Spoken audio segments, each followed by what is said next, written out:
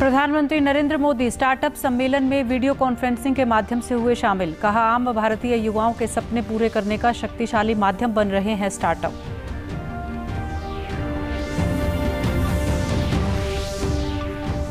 मुख्यमंत्री मनोहर लाल ने कहा, पंचायत चुनाव के लिए सभी आवश्यक औपचारिकताएं पूरी। चुनावों की तिथि पर चुनाव आयोग करेगा अंतिम फैसला।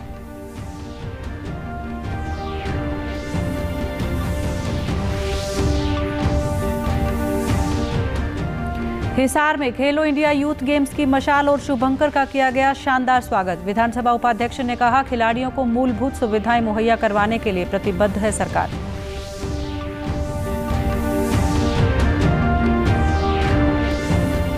और कैथल जिले के जरूरतमंद लोगों के लिए फायदेमंद साबित हो रही है प्रधानमंत्री आवास योजना। पक्का मकान बनाने के लिए सीधे बैंक खाते में भेजी जा रही है धनराशि। नमस्कार, मैं मंजू सिंधु और अब खबरें विस्तार से। प्रधानमंत्री नरेंद्र मोदी कल इंदौर में आयोजित मध्य प्रदेश स्टार्टअप सम्मेलन में वीडियो कॉन्फ्रेंसिंग के जरिए शामिल हुए। उन्होंने इस अवसर पर स्टार्टअप पोर्टल की भी शुरुआत की, जिससे स्टार्टअप इकोसिस्टम को प्रोत्साहन देने में सुविधा होगी। इस अवसर पर प्रधानमंत्री ने कहा कि पिछले 8 साल में देश में स्टार्टअप की दुनिया बदल गई है। 8 वर्ष के इस छोटे से कालखंड में भारत में स्टार्टअप की दुनिया ही बदल चुकी है। आज हमारे देश में करीब 70,000 रिकॉग्नाइज्ड स्टार्टअप्स हैं। आज भारत में दुनिया का तीसरा सबसे बड़ा स्टार्टअप इकोसिस्टम है। प्रधानमंत्री ने कहा कि देश में स्टार्टअप आम भारतीय युवाओं के सपने पूरे करने का शक्तिशाली माध्यम बन रहे हैं। उन्होंने कहा कि साल 2014 में भारत में केवल 300 से 400 के बीच स्टार्टअप थे, जबकि आज ये संख्या बढ़कर 70,000 हो गई है। भारत दुनिया में तीसरा सबसे बड़ा स्टार्टअप राष्ट्र है। मुझे जो बात करने का अवसर मिला और जिन्होंने इस बात को सुना होगा, वो पूरे विश्वास के साथ ये कह सकता है कि आज देश में जितनी प्रोएक्टिव स्टार्टअप नीति है, उतना ही परिश्रमी स्टार्टअप नेतृत्व भी है। मुख्यमंत्री मनोहर लाल की अध्यक्षता में कल चंडीगढ़ में उच्चाधिकार प्राप्त क्रय समिति और विभाग उच्चाधिकार प्राप्त क्रय समिति की बैठक हुई। बैठक में विभिन्न विभागों द्वारा की जाने वाली 450 करोड़ रुपए से अधिक के सामान और वस्तुओं की खरीद को मंजूरी प्रदान की गई। मुख्यमंत्री ने बताया कि बैठक में सिंचाई एवं जल संसाधन, नागरिक उड्डयन, Haryana roadways engineering corporation, Haryana विद्युत प्रसारण निगम लिमिटेड, दक्षिण हरियाणा बिजली वितरण निगम आदि विभागों के कुल 17 एजेंडे रखे गए थे, जिनमें से 14 को मंजूरी दे दी गई है। कुल मिलाकर 17 आइटम्स जिनके ऊपर पूरी चर्चा लगभग हुई है। 2 आइटम्स ऐसी अभी उसमें से डेफर की गई हैं, उसमें कुछ कमियां थी तो उसको बाद में करेंगे। और 14 आइटम्स हैं, उनकी कुल मिलाकर के 450 करोड़ रुपए की आइटम्स हैं, जिसमें कुछ पावर डिपार्टमेंट की हैं, प्रिंटिंग स्टेशनरी की भी कुछ आइटम्स हैं, इरिगेशन डिपार्टमेंट की हैं। तो इस नाते से 450 करोड़ रुपए का आज जो है सारी परचेज सब कुल मिलाकर के की गई है। वहीं मुख्यमंत्री ने कहा कि अब प्रदेश में बिजली की स्थिति में सुधार है। 2 दिनों से प्रदेश में बिजली का एक भी कट नहीं लगा है। जल्द ही प्रदेश को भाखड़ा पावर प्लांट से भी अतिरिक्त बिजली मिलनी शुरू हो जाएगी। पंचायत चुनाव के संबंध में उन्होंने कहा कि प्रदेश सरकार द्वारा सभी आवश्यक औपचारिकताएं पूरी कर ली गई हैं। अब चुनाव आयोग को इस पर अंतिम फैसला लेना है कि चुनाव कब करवाने हैं। पोजीशन सारी सुधर रही है। हमें जो अडानी की पावर है वो भी मिलना शुरू हो गई है। थोड़ी खपत में भी कमी आई है मौसम के कारण से। गर्मी उतनी नहीं है जितनी आज से 10 दिन पहले गर्मी थी। अभी 1-2 दिन के बाद हमको भाखड़ा से अतिरिक्त जो पावर मिलती है 15 मई के आसपास मिलनी शुरू हो जाती है, वो मिलनी शुरू हो जाएगी। और मुझे लगता है कि पावर की किसी प्रकार की कोई कठिनाई वाकई नहीं रहेगी। पंचायत चुनाव के नाते से अभी चूँकि इसी सप्ताह में अर्बन लोकल बॉडीज़ की भी कुछ चुनाव ड्यू हैं, वो भी रुके हुए हैं, वो भी फैसला होने वाला इस अगले सप्ताह में। इसके बाद हम लोग बैठ के विचार करेंगे कि चुनाव, वैसे तो चुनाव आयोग का ही अधिकार है, उनसे बातचीत करेंगे कि कितनी तैयारी उनकी है। हमने अपनी ओर से जो पंचायती चुनाव है उसको क्लियर कर दिया है। अब उसमें चूँकि वोटर लिस्टें हैं, वार्डबंदी कुछ करनी है, कितना समय उनको लगेगा उतना समय लगा करके और जल्दी से जल्दी चुनाव कराए जाएंगे। खेलो इंडिया यूथ गेम्स के तहत कल हिसार के महावीर स्टेडियम में राहगिरी कार्यक्रम का आयोजन किया गया। जिलावासियों ने विशेष वाहन के साथ पहुंची खेलो इंडिया यूथ गेम्स की मशाल और शुभंकर का जोरदार स्वागत किया। राहगिरी कार्यक्रम में गतका, विभिन्न खेल व सांस्कृतिक कार्यक्रम प्रस्तुत किए गए। राहगिरी कार्यक्रम को संबोधित करते हुए हरियाणा विधानसभा के डिप्टी स्पीकर रणबीर गंगुआ ने कहा कि इन खेलों के आयोजन से खिलाड़ियों के साथ साथ युवाओं को सही दिशा मिलती है और वे इससे प्रेरणा लेकर सकारात्मक गतिविधियों में शामिल होते हैं।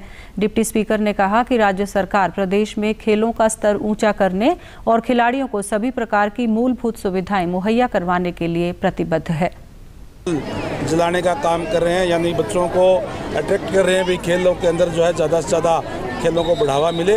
सरकार का भी इसका बहुत ही प्रयास है। सरकार का प्रयास का परिणाम भी आपके सामने आया कि पिछले ओलंपिक के अंदर भी जितने मेडल पूरे देश भर में आए उसमें आधे से ज़्यादा जो है अकेले, चाहे वो इंडिविजुअल थे और चाहे टीम के थे, हरियाणा के खिलाड़ियों का उनमें अहम योगदान जो है वो रहा है।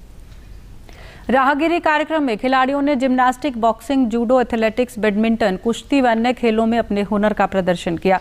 इस अवसर पर खिलाड़ियों ने बताया कि खेलो इंडिया यूथ गेम्स के माध्यम से उनको अपनी प्रतिभा दिखाने का अवसर मिलेगा। भी ज़्यादा उत्साह बढ़ता है और इससे हमें ना बाहर में बहुत सा उत्साह मिलता है। बाहर में जो हमें खेलने के लिए जो चीज़ हमें दिखता है उसमें बाहर के गेस्ट आए हुए होते हैं, उनको दिखाने का हमारी प्रतिभा, वो उनका हौसला मिलता है हमसे। मुझे लगता है बहुत लाभदायक है जितने भी हमारे युवा खिलाड़ी हैं उनके लिए। हाँ, बहुत मौका मिलेगा और हम बड़े लेवल पर भी जा सकेंगे इससे। युवाओं के लिए बहुत अच्छा गेम है ये, और हम खेलते हैं तो बहुत अच्छा लगता है और हम अपने सपने पूरा करना चाहते हैं। खिलाड़ियों के लिए देखो, उसके लिए बहुत ही ज़्यादा मोटिवेशनल प्रोग्राम है ये। राहगिरी खेलो इंडिया हो या नेशनल लेवल टूर्नामेंट हो, जूनियर नेशनल हो, कुछ भी हो, और खेलो इंडिया का एक बहुत बड़ा मोटिव है एक प्लेयर को आगे बढ़ने का मौका देना। कैथल जिले के जरूरतमंद लोगों के लिए प्रधानमंत्री आवास योजना वरदान साबित हो रही है। योजना के प्रभारी ने बताया कि प्रधानमंत्री आवास योजना के तहत लाभार्थियों को पक्का मकान बनाने के लिए धनराशि सीधे उनके बैंक खातों में किस्तों में भेजी जाती है। योजना प्रभारी ने बताया कि योजना के तहत अब तक 2259 लोगों को पहली किश्त, 1783 लोगों को दूसरी किश्त और 1000 से अधिक लोगों को पूरी राशि प्रदान की जा चुकी है। उन्होंने बताया कि योजना के अंतर्गत अब तक लगभग 45 करोड़ रुपए वितरित किए जा चुके हैं।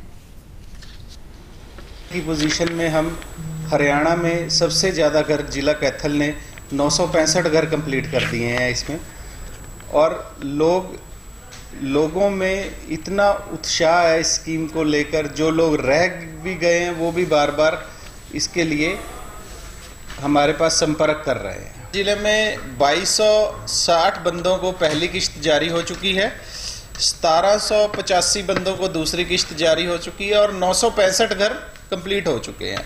और हम आगे 2 महीने का टारगेट लेके चल रहे हैं कि 300 घर और कंप्लीट करने हैं हमने। वहीं लाभ पात्रों ने कहा कि पहले वे कच्चे मकानों में रहते थे और बरसात के समय उन्हें काफी दिक्कतों का सामना करना पड़ता था, लेकिन अब प्रधानमंत्री आवास योजना के तहत खुद का पक्का मकान बनने से उनके जीवन में काफी परिवर्तन आया है। इसके लिए वे केंद्र सरकार का आभार व्यक्त करते हैं। पहले हमारी 3 कमरे थे जी मेरे पास छोटे छोटे, तो तीनों की छतें खराब थी जी, और एक की तो छत गिर गई थी जी। जो फिर हमने ये मोदी जी ने मारते 2.5 लाख रुपए का लोन दिया और ये हमने फिर ये छतें ठीक करी जी। 2.5 लाख मिले थे जी। उसके बाद पक्का मकान बनाया है, रसोई बनाई है, बाथरूम वगैरह बनाया है, पौड़ियाँ हैं। प्रधानमंत्री जी से बात हुई, उनकी बड़ी मेहरबानी है जी, हम बड़ी खुशी से रह रहे हैं। कच्चा मकान था जी, हम पहले बहुत ही प्रॉब्लम में रहते थे। अब जो आवास योजना के तहत हमें 2.5 लाख रुपए मिले हैं, अब हम बिल्कुल आराम से रह रहे हैं और हमारा पक्का मकान हो गया। प्रधानमंत्री जी का बहुत बहुत धन्यवाद है। बहुत परेशान थे जी कच्चे मकान में, पहले बरसात में बहुत परेशानी होती थी, अब बहुत खुश है जी। मोदी केयर से हमें 2.5 लाख रुपये मिले हैं। मुख्यमंत्री मनोहर लाल ने कल चंडीगढ़ में शस्त्र लाइसेंस पर समीक्षा बैठक की अध्यक्षता की। बैठक में मुख्यमंत्री ने निर्देश दिए कि शस्त्र लाइसेंस की आवेदन प्रक्रिया को परिवार पहचान पत्र के साथ लिंक किया जाए। इसके लिए एनआईसी, नागरिक संसाधन सूचना विभाग व गृह विभाग मिलकर काम करें। बैठक में मुख्यमंत्री को आश्वासन दिया गया कि 1-2 महीनों में पूरी प्रक्रिया को दुरुस्त कर लिया जाएगा और 1 जुलाई को ये पोर्टल लॉन्च किया जा सकता है। बैठक में निर्णय लिया गया कि शस्त्र लाइसेंस प्राप्त करने वालों को पुलिस विभाग से 1 सप्ताह का शस्त्र बारे व फायरिंग का प्रशिक्षण लेना होगा। लाइसेंस के आवेदन करने वाले को प्रशिक्षण का विकल्प भी भरना होगा और प्रशिक्षण के बारे में आवेदक के मोबाइल पर मैसेज भेज दिया जाएगा। मुख्यमंत्री ने निर्देश दिए कि लाइसेंस श्रेणियां प्राथमिकता के आधार पर वर्णित हों और प्रक्रिया में पूरी पारदर्शिता हो और सभी जिलों के शस्त्र लाइसेंसों के डाटा की समीक्षा नियमित आधार पर की जाए। उप मुख्यमंत्री दुष्यंत चौटाला ने कल चंडीगढ़ में आबकारी एवं कराधान विभाग के एनफोर्समेंट की समीक्षा बैठक की अध्यक्षता की। बैठक में उन्होंने निर्देश देते हुए कहा कि प्रदेश में अवैध तौर पर सामान की ढुलाई करने वालों पर शिकंजा कसा जाएगा। बैठक में उप मुख्यमंत्री ने कहा कि जो भी अधिकारी नियमित तौर पर टैक्स चोरी करने वाले वाहनों की ईमानदारी से जांच नहीं करेगा, उनके खिलाफ सख्त कार्रवाई की जाएगी। उन्होंने कहा कि वाहनों की जांच के दौरान कराधान विभाग के अधिकारियों के साथ पुलिस बल भी तैनात होगा। उप मुख्यमंत्री ने कहा कि विभाग के जो अधिकारी टैक्स की चोरी के मामले में छापेमारी करेंगे, उनके शरीर पर स्पाई कैमरा भी होगा। इनकी ट्रैकिंग मुख्यालय से की जाएगी। शिक्षा मंत्री कंवरपाल गुर्जर ने चंडीगढ़ में पत्रकार वार्ता के दौरान बताया कि 15 मई को यमुनानगर में प्रस्तावित प्रगति रैली को लेकर जनता में भारी उत्साह है। ये रैली ऐतिहासिक होगी। शिक्षा मंत्री ने कहा कि यमुनानगर जिले में लगभग 4000 करोड़ रुपए की विकास परियोजनाएं पूरी हो चुकी हैं, जिसमें से जगाधरी विधानसभा क्षेत्र में 1082 करोड़ रुपए से अधिक की राशि से विभिन्न विकास कार्य पूरे करवाए जा चुके हैं। उन्होंने कहा कि यमुनानगर में पहले एक राजकीय महाविद्यालय होता था, लेकिन वर्तमान सरकार के समय में 3 सरकारी महाविद्यालय बनाए जा चुके हैं। इसके अलावा 4 औद्योगिक प्रशिक्षण संस्थान भी बनकर तैयार हो चुके हैं, जिनमें युवाओं को विभिन्न ट्रेडों के माध्यम से निपुण किया जा रहा है। इसके अलावा श्री गुरु तेग बहादुर सिंह जी के नाम पर मेडिकल कॉलेज का निर्माण भी किया जाएगा। आदरणीय मुख्यमंत्री जी यमुनानगर में हरियाणा प्रगति रैली करने जा रहे हैं और ये रैली जो है बहुत ही महत्वपूर्ण होती है और जो विकास की घोषणाएं हैं वो मुख्य रूप से इसी रैली में की जाती हैं और पिछली बार जो घोषणाएं हुई थी लगभग वो सारी पूरी हो चुकी हैं। अगर मैं एक विधानसभा की बात कहूं केवल जगाधरी की, तो 1082 करोड़ 85 लाख 60 हजार रुपए के काम उसमें घोषित किए गए थे जो पूरे हो चुके हैं। अगर हम कॉलेज की दृष्टि से देखें तो हमारे यहाँ एक कॉलेज था, उस कॉलेज की भी जितनी बिल्डिंग थी उससे ज्यादा बढ़ाई गई और उसके अलावा 3 सरकारी कॉलेज और बने। अगर ऐसे ही ITI को देखें तो वो भी 4 गुना ज्यादा बढ़ी है। प्रदेश के कृषि एवं किसान कल्याण मंत्री जयप्रकाश दलाल ने आज गुरुग्राम में आजादी के अमृत महोत्सव कार्यक्रमों की श्रृंखला व केंद्र सरकार के संस्कृति मंत्रालय के सहयोग से प्रजापिता ब्रह्म कुमारी ईश्वरीय विश्वविद्यालय द्वारा आयोजित आत्मनिर्भर किसान अभियान का उद्घाटन किया। कृषि मंत्री ने किसानों को जागरूक करने के लिए झंडा व कलश यात्रा को भी हरी झंडी दिखाकर रवाना किया। इस अवसर पर उन्होंने कहा कि सरकार कृषि से जुड़ी अपनी बेहतर नीतियों के माध्यम से किसानों की आय बढ़ाने व उनके उत्थान के लिए निरंतर काम कर रही है। कार्यक्रम में भारत में नेपाल के उप राजदूत राम प्रसाद सुवेदी ने कहा कि हमें अपनी भूमि, जल व अन्य प्राकृतिक संसाधनों को स्वच्छ रखते हुए उत्पादन की गुणवत्ता पर ध्यान देना होगा। राज्यपाल बंडारू दत्तात्रेय ने आज गुरुग्राम में एक निजी विश्वविद्यालय के दीक्षांत समारोह में विद्यार्थियों को पदक और उपाधि देकर सम्मानित किया। इस अवसर पर उन्होंने कहा कि शिक्षण संस्थान चरित्र निर्माण पर फोकस करते हुए विद्यार्थियों में नैतिक मूल्य विकसित करें। राज्यपाल ने कहा कि युवा इनोवेशन, रिसर्च और तकनीक को अपनाकर स्टार्टअप शुरू करें। प्रधानमंत्री नरेंद्र मोदी ने कौशल विकास का नया मंत्रालय बनाया है, क्योंकि आगे बढ़ने के लिए कौशल होना जरूरी है। उन्होंने कहा कि प्रदेश में 1200 करोड़ रुपए की लागत से पलवल में देश का पहला कौशल विकास विश्वविद्यालय स्थापित किया जा रहा है। देश में जितना ज्यादा कौशल होगा, रोजगार के उतने अधिक अवसर सृजित होंगे। राज्यपाल ने कहा कि नई शिक्षा नीति 2020 रोजगारोन्मुखी होने के साथ साथ नैतिक मूल्यों पर जोर देती है। दिल्ली के मुंडका क्षेत्र में कल शाम 4 मंजिला इमारत में भीषण आग लगने से 27 लोगों की मौत हो गई है। इस दौरान 50 से अधिक लोगों को सुरक्षित बाहर निकाल लिया गया। राष्ट्रपति रामनाथ कोविंद ने ट्वीट संदेश में इस हादसे पर शोक व्यक्त करते हुए घायलों के शीघ्र स्वस्थ होने की कामना की है। प्रधानमंत्री नरेंद्र मोदी ने भी ट्वीट संदेश में शोक संतप्त परिवारों के प्रति संवेदनाएं व्यक्त की हैं। प्रधानमंत्री ने मृतकों के परिजनों को प्रधानमंत्री राष्ट्रीय राहत कोष से 2-2 लाख रुपए मुआवजा देने की घोषणा की है। दिल्ली पुलिस ने हादसे को लेकर विभिन्न धाराओं में मामला दर्ज कर इमारत के मालिकों को हिरासत में ले लिया है। डीसीपी समीर शर्मा ने बताया कि इस घटना में 27 मृतकों में से 25 की पहचान नहीं हुई है। इसमें हमने अप्रोप्रिएट सेक्शन में केस रजिस्टर किया है और जो भी जिसने भी कोई गलत काम किया होगा या जिसने भी इसमें जो रूल्स का फॉलो नहीं किया होगा उन सबके प्रति इसमें एक्शन होगा। इसमें कोई गुंजाइश नहीं। अभी तो पहले आइडेंटिफिकेशन का ही मेन काम है कि आइडेंटिफिकेशन करनी है। उसके लिए 27 जैसे हमारे पास बॉडीज आ गई हैं और उसके लिए अभी प्रिलिमिनरी हम जो भारत कोविड-19 के खिलाफ लड़ाई को मजबूत करने के लिए दुनिया का सबसे बड़ा टीकाकरण अभियान चला रहा है। केंद्रीय स्वास्थ्य और परिवार कल्याण मंत्रालय के मुताबिक राष्ट्रव्यापी टीकाकरण अभियान के तहत देश में अब तक कोविड रोधी टीकों की 191 करोड़ 15 लाख से अधिक खुराक दी जा चुकी हैं। देश में पिछले 24 घंटों में 2800 से अधिक नए मामले दर्ज किए गए हैं और 3300 से अधिक मरीज स्वस्थ हुए हैं। इससे कोरोना संक्रमण से स्वस्थ होने की दर 98.74% हो गई है। देश में अब तक कोरोना रोधी टीके की 4 करोड़ 30 लाख से अधिक खुराक दी जा चुकी है। प्रदेश में कोविड से 9,85,000 से अधिक लोग स्वस्थ हो चुके हैं, जबकि 1,912 मामले सक्रिय हैं।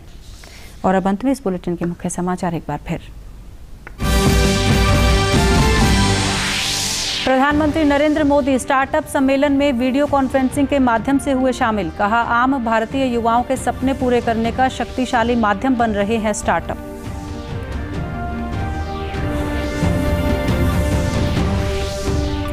मुख्यमंत्री मनोहर लाल ने कहा, पंचायत चुनाव के लिए सभी आवश्यक औपचारिकताएं पूरी। चुनावों की तिथि पर चुनाव आयोग करेगा अंतिम फैसला।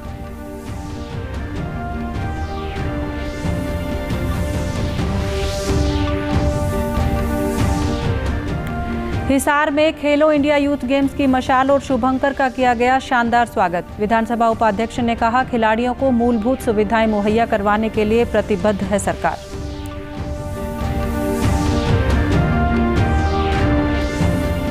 और कैथल जिले के जरूरतमंद लोगों के लिए फायदेमंद साबित हो रही है प्रधानमंत्री आवास योजना। पक्का मकान बनाने के लिए सीधे बैंक खाते में भेजी जा रही है धनराशि। समाचारों में आज के लिए इतना ही। नमस्कार।